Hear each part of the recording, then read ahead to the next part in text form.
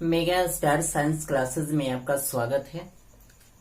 चलिए आज हम आपका एक फिजिक्स का एक नया टॉपिक लेकर आया हूं और ये फिजिक्स का जो नया टॉपिक है वह आपको प्रकाश का परावर्तन है, यानी रिफ्लेक्शन ऑफ लाइट। ये आपका जो चैप्टर है, ये जो आपका टॉपिक है, ये बहुत ही प्यारा टॉपिक है क्योंकि इस टॉपिक से क्या होते हैं कि ऑलवेज टाइम कोई भी एग्जाम्स आप देते हो, चाहे आप एकेडमिक लेवल का एग्जाम्स देते हो, चाहे आप कंपटीशन लेवल का एग्जाम्स देते हो, यानी किसी भी लेवल के आप एग्जाम्स देते हैं, उस एग्जाम्स में क्या होता है कि रिफ्लेक्शन ऑफ लाइट से क्या होते हैं कि ऑलवेज टाइम क्या होते हैं कि क्वेश्चंस पूछे जाते हैं।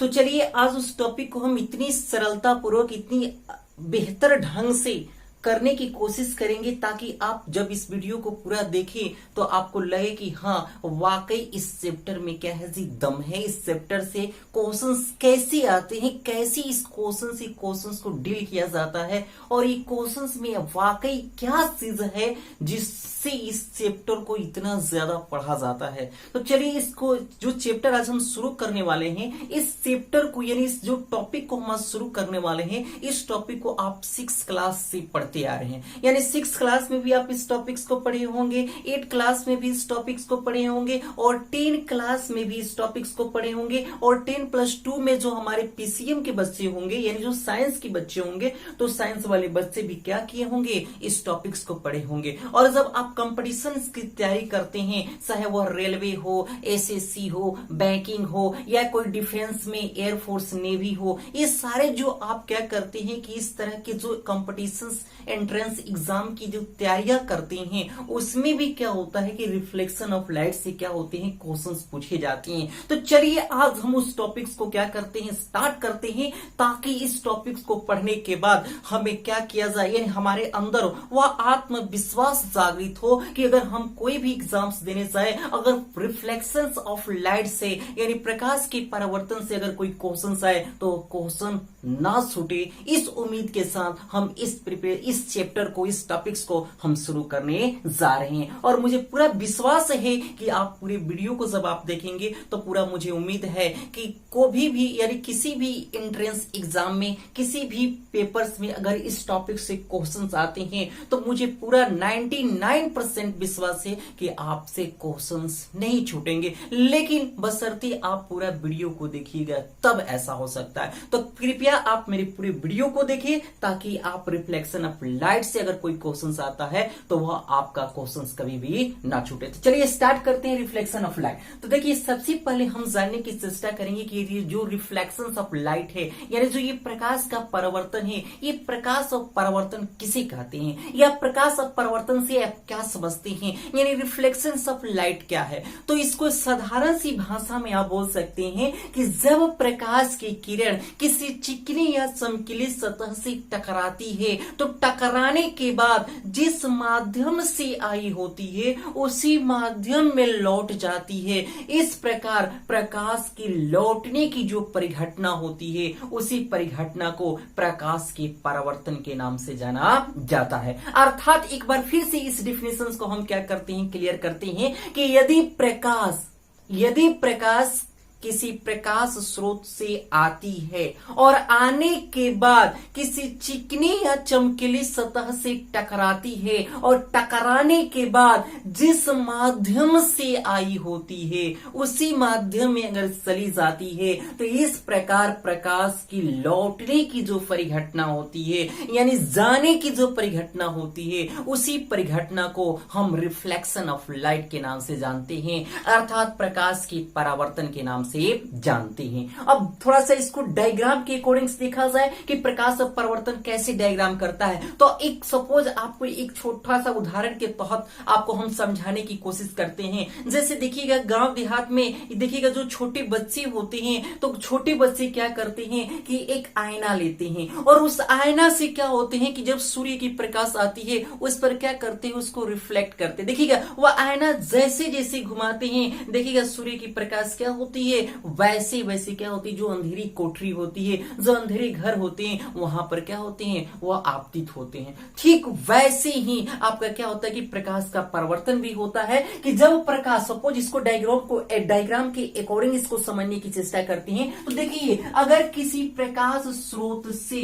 अगर कोई किरण आती है तो देखिए यहां पर कोई प्रकाश स्रोत से कोई किरण आ रही है, आने के बाद यदि किसी चिकनी, तो देखिए ये हमारी क्या है जी, एक सरफेस आपका स्मूथ क्या है जी, सरफेस है, यानी यह एक चिकना सतह है और इस चिकनी सतह से क्या हो रही है कि टकरा रही है और टकरा कर देखिए किधर मूव कर जा रही है, तो जिस माध्यम से आई होती है उसी माध्यम में लौट जा रही है। इस प्रकार प्रकाश को लौटने की जो परिघटना हो रही है, यानी किसी चिकनी या चमकीली सतह से टकराकर लौटने की जो परिघटना हो रही है, उसी परिघटना को हम क्या कहते हैं, रिफ्लेक्शन ऑफ लाइट के नाम से जानते हैं। अब थोड़ा सा इसके बारे में जाने कि प्रकाश के परावर्तन के कितने नियम हैं, तो प्रकाश के परावर्तन के 2 नियम हैं। पहला नियम क्या कहता है, तो पहला नियम कहता है कि आपतित किरण, परावर्तित किरण तथा आपतन बिंदु पर डाला गया अभिलंब तीनों क्या होते हैं, एक ही तल में होते हैं। अब हमको समझ में नहीं आ रहा है कि आपतित किरण कौन है,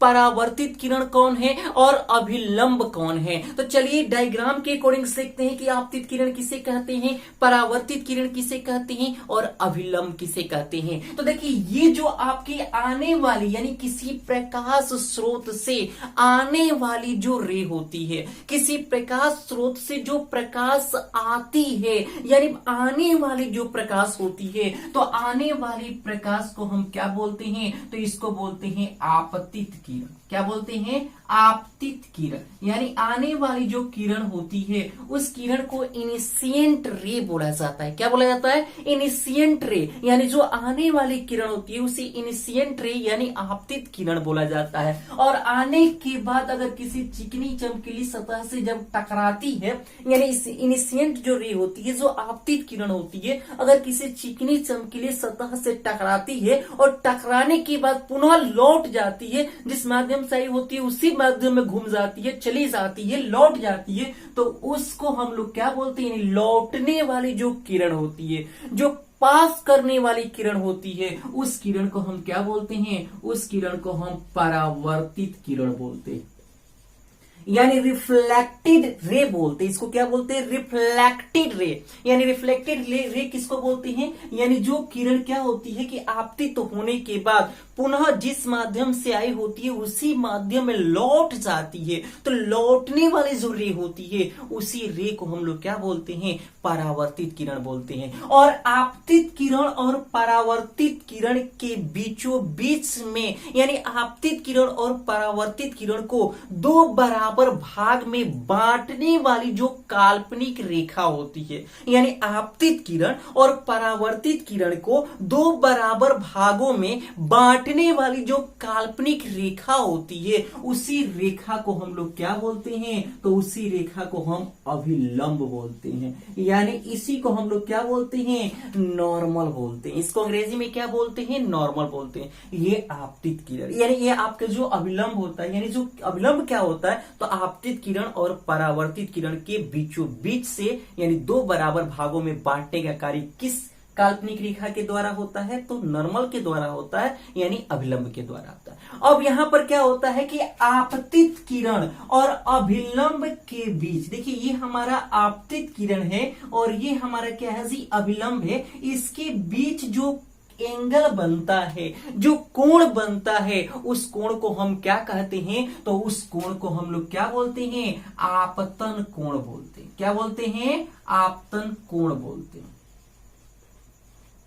जबकि आपके नॉर्मल यानी अभिलंब तथा परावर्तित किरण के बीच जो एंगल बनता है, जो कोण बनता है, उस कोण को हम क्या बोलते हैं, तो उस कोण को हम परावर्तन कोण बोलते हैं। क्या बोलते हैं, उस कोण को हम क्या बोलते हैं, परावर्तन कोण बोलते हैं। अब यहां पर बात आती है कि सर अगर कोई व्यक्ति पूछता है कि बताइए कि आपतन कोण क्या है, तो साधारण सी लफ्ज में आप बोल सकते हैं कि आपतित किरण और अभिलंब के बीच बना कोण क्या कहलाता है? आपका आपतन कोण कहलाता है। यानी आपतित किरण और अभिलंब के बीच जो झुकाव होता है उसी झुकाव को क्या कहा जाता है? तो आपतन कोण कहा जाता है। जबकि अभिलंब और परावर्तित किरण के बीच जो झुकाव होता है, जो आपका क्या होता है, कोण बनता है, उसी कोण को हम क्या बोलते हैं? परावर्तन कोण बोलते हैं। अब आपको प्रकाश के परावर्तन के दो नियम होते हैं। अभी हमने बताया कि पहला नियम क्या होता है, तो सर आपतित किरण, देखिए ये आने वाली जो किरण है इसको आपतित किरण तथा परावर्तित किरण तथा आपतन बिंदु, ये हमारा जो बिंदु है इसको क्या बोलते हैं? आपतन बिंदु। और आपतन बिंदु पर डाला गया जो ये आपका नॉर्मल है, ये तीनों क्या होते हैं? एक ही तल में स्थित होते हैं। यह आपका प्रकाश का परावर्तन का पहला नियम है। अब दूसरा नियम क्या होता है? तो दूसरा नियम होता है कि आपतन कोण, ये बड़ा इंपॉर्टेंट है। आपतन कोण सदैव यानी हमेशा क्या होते हैं? तो परावर्तन कोण के बराबर होते हैं।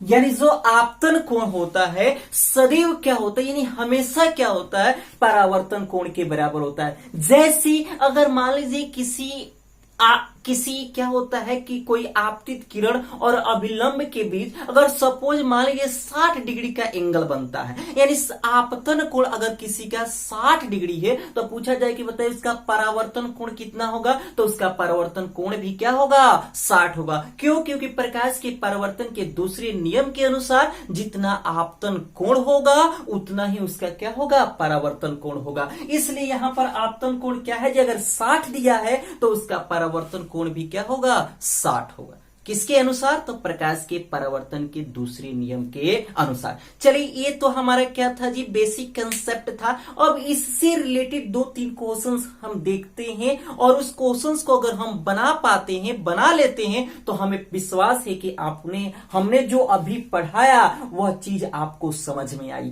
तो चलिए 2 क्वेश्चंस लेते हैं इससे रिलेटेड। अगर वह क्वेश्चंस आप अपने से सॉल्व कर लेते हैं तो समझिए हमने जो पढ़ाया वह आपको समझ में आया। तो चलिए क्वेश्चंस को स्टार्ट करते हैं। पहला क्वेश्चंस लिखते हैं। चलिए पहले इसको हम मिटा दें, इरेज कर देते हैं। चलिए ठीक, देखिए पहला क्वेश्चंस हम लेते हैं। पहला क्वेश्चंस क्या है? तो देखिए पहला क्वेश्चंस है क्या? तो पहला क्वेश्चंस है कि यदि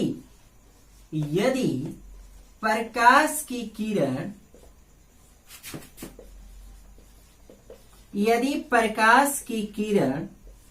यदि प्रकाश की किरण अभिलंबवत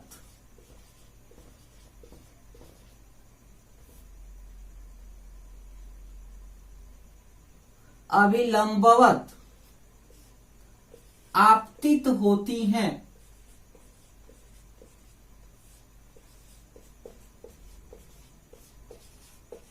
अभिलंबवत आपतित होती हैं, तो उसका परावर्तन कोण क्या होगा? देखिए क्वेश्चंस बहुत, अब ऑप्शन भी डाल देते क्या होगा? पहला ऑप्शन है 0 डिग्री होगा, दूसरा ऑप्शन होगा 45 डिग्री होगा, तीसरा ऑप्शन है 90 डिग्री होगा और चौथा ऑप्शन है इनमें से कोई नहीं।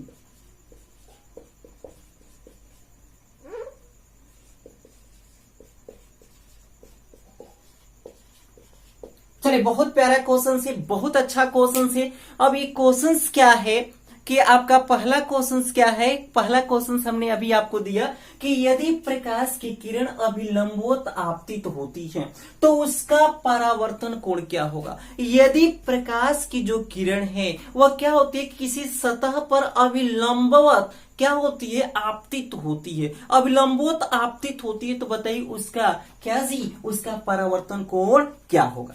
एक मिनट, चलिए अगला क्वेश्चन। अगला क्वेश्चन से यदि प्रकाश की किरण यदि प्रकाश की किरण सतह से 30 डिग्री का कोण बनाती हैं,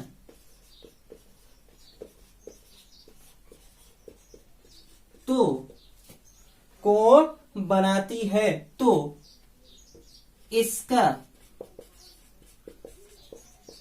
परावर्तन कोण क्या होगा?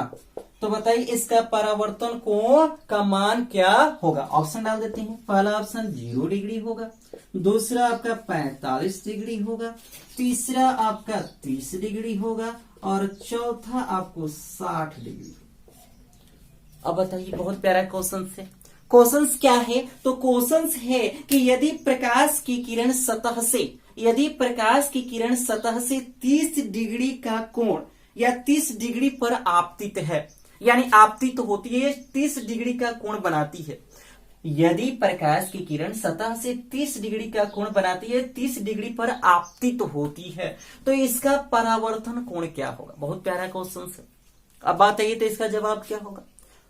अब अभी आपको हमने बताया कि प्रकाश के परावर्तन क्या आपतन कोण क्या होते हैं? सदैव प्रकाश के परावर्तन कोण के बराबर होते हैं। बच्चे हमारे वही नियम लगाएंगे, और नियम क्या लगाएंगे कि यार यहाँ तो दिया है कि यदि प्रकाश की किरण सतह से 30 डिग्री यानी आपतित होती है, हमने यहाँ पर एक और वर्ड छोड़ दिया, लेकिन याद रखेगा, यदि प्रकाश की किरण सतह से 30 डिग्री आपतित होती है, 30 डिग्री कोण पर क्या बनती है? आपतित होती है, तो बताइए इसका परावर्तन कोण। आपतित जब लड़का कहेगा आपतित हो, यानी क्या है? इनिशिएंट ये एंगल्स हैं, आपतन कोण सदैव प्रवर्तन कोण के बराबर। लड़का जवाब क्या मारेगा? तो लड़का जवाब 30 डिग्री मारेगा, और उसको क्या नंबर आएगा? तो उसको 0 नंबर, क्योंकि 30 यहां पर क्या हो जाएगा? हमारा गलत हो जाएगा। कैसे? अब कंसेप्ट देखते हैं।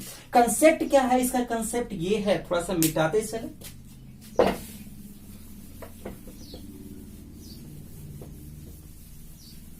देखिए क्वेश्चंस कह रहे हैं यदि प्रकाश की किरण, तो सपोज मान लीजिए हम डायग्राम के अकॉर्डिंग देखते हैं, ये हमारा सरफेस है, ये हमारा सरफेस है, कोई एंगल्स कोई रे आती है, और ये रे क्या हो रही है कि हमने कहा कि सतह से, यह सतह से कितना का एंगल बना रही है? 30 का एंगल बना रही है, और ये क्या हो रहा है? रिफ्लेक्ट हो रही है। तो आप जानते हैं कि इसके बीचों बीच में एक नॉर्मल्स होते हैं, तो ये आप जानते हैं कि ये वाला जो एंगल्स होगा ये कितना होगा? तो 90 डिग्री होगा, क्योंकि आप जानते हैं कि एक जो समतल होता है, यानी एक समकोण जो होता है, वह समकोण कितने डिग्री का एंगल्स बनाता है? तो 90 डिग्री का। तो देखिए ये आप देखिए ऐसे एक एंगल्स जा रहा, तो ये एंगल क्या होगा? 90 डिग्री होगा, लेकिन इसमें आप देख रहे हैं कि ये वाला जो पार्ट देख रही है 30 डिग्री बन रहा है। तो ये वाला पार्ट हमको पता करना है कि ये वाला पार्ट क्या होगा, तो यही तो हमारा क्या है जी? आपतन कोण है। तो हम क्या करेंगे? 90 में 30 को माइनस करेंगे तो हमारा कितना बचेगा? आपका 60 डिग्री।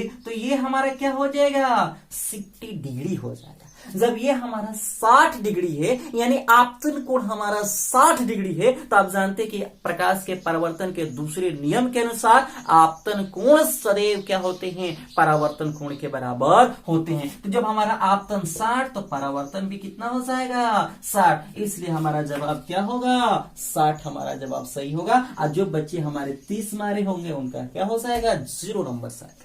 अब बात समझ में आ रही होगी कि प्रकाश के परिवर्तन से कैसे क्वेश्चंस बन सकते हैं। तो यह इस तरह के, इस टाइप से क्या हो सकते हैं क्वेश्चंस बनते। बच्चे क्या होते हैं, अगर पूरी गहराई से इस चीज को नहीं जानते हैं, इस गहराई से अगर इस चीज को आप फोकस नहीं करते हैं, तो जवाब क्या हो जाता है? प्रकाश के परिवर्तन क्या होता है? प्रकाश के परिवर्तन के दूसरे नियम के अनुसार आपतन कोण सदैव परिवर्तन 30 बराबर 30 आंसर क्या हो जाता है? उस पर 0 नंबर आ जाता है। तो इसलिए हर चीज को देखते हुए हमें क्या करना है? आगे क्या करना है? चलना है। तो चलिए आगे हम क्या करते हैं। अब ये तो हम एक कर लिए, थोड़ा सा ये सारे जो क्वेश्चंस जो थे हमारे दिमाग में थे, उस क्वेश्चंस को हमने आपको दिखा दिया कि इस टाइप के क्वेश्चंस बनते हैं। और आप जानते हैं कि जो प्रकाश के परावर्तन होते हैं, तो प्रकाश के परावर्तन पर क्या होता है कि जो आपके मिरर होते हैं, यानी जो दर्पण होते हैं, तो दर्पण किस पर आधारित होते हैं? तो प्रकाश के परावर्तन पर आधारित होते हैं। ये भी क्वेश्चंस बन सकता है कि बताइए दर्पण आधारित होते हैं प्रकाश के परावर्तन पर, प्रकाश के अपवर्तन पर, प्रकाश के व्यतिकरण पर, प्रकाश के विवर्तन पर। अब जवाब हमारा क्या होगा? प्रकाश के परावर्तन पर क्या होते हैं कि हमारा जो दर्पण होते हैं, दर्पण आधारित होते हैं। समझ में बात आ रही? तो चलिए अब हम लोग क्या करते हैं, दर्पण के बारे में पढ़ते हैं।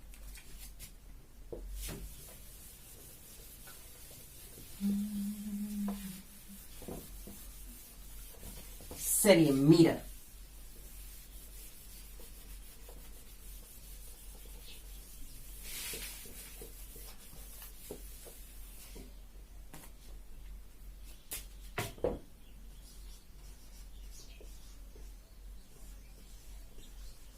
दर्पण, मिरर। और ये दर्पण किस पर आधारित होता है, तो प्रकाश की परावर्तन पर आधारित होते हैं। अब बात आती है कि सर ये दर्पण यानी मिरर किसी कहते हैं, तो मिरर का डिफिनेशन क्या बनता है कि पारदर्शी कांच का वह टुकड़ा या कांच का वह टुकड़ा जिसका एक सतह कलई किया होता है, एक सतह यानी उसका एक सरफेस क्या होता है, पेंटेड होता है। तो जिसका एक सतह पेंटेड होता है, कलई किया गया होता है, उसको क्या कहा जाता है, दर्पण कहा जाता है। यानी अगर दर्पण का डेफिनेशन, दर्पण क्या है बोलिएगा कि पारदर्शी कांच का वह टुकड़ा जिसका एक भाग कलई किया होता है, उसे हम क्या कहते हैं, आपका दर्पण कहते हैं। ये समझ में बात आ रही है? अब ये दर्पण जो होते हैं, तो दर्पण को मुख्यतः दो भागों में बांटा गया है। यानी दर्पण को कितने भागों में बांटा गया है, तो दर्पण को मुख्यतः दो भागों में बांटा गया है। कौन कौन? तो देखिए, एक होता है आपका क्या जी, समतल दर्पण। एक क्या होता है आपका समतल दर्पण, जिसको हम लोग क्या बोलते हैं, तो प्लेन मिरर। और एक हमारा क्या होता है, गोलीय दर्पण।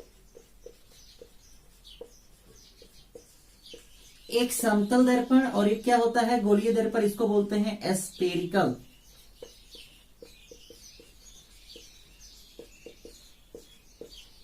Spherical mirror.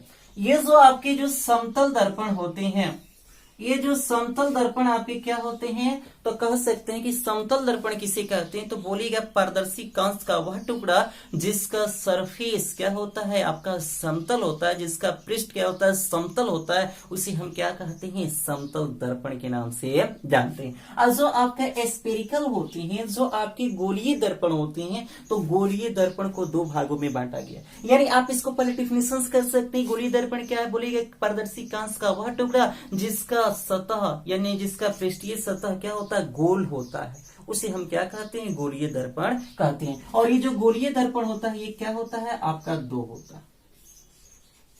एक होता है आपका उत्तल दर्पण, जिसको हम क्या बोलते हैं, कन्वेक्स मिरर। और एक होता है क्या जी आपका, अवतल दर्पण, जिसको हम लोग क्या बोलते हैं, कनकेव मिरर।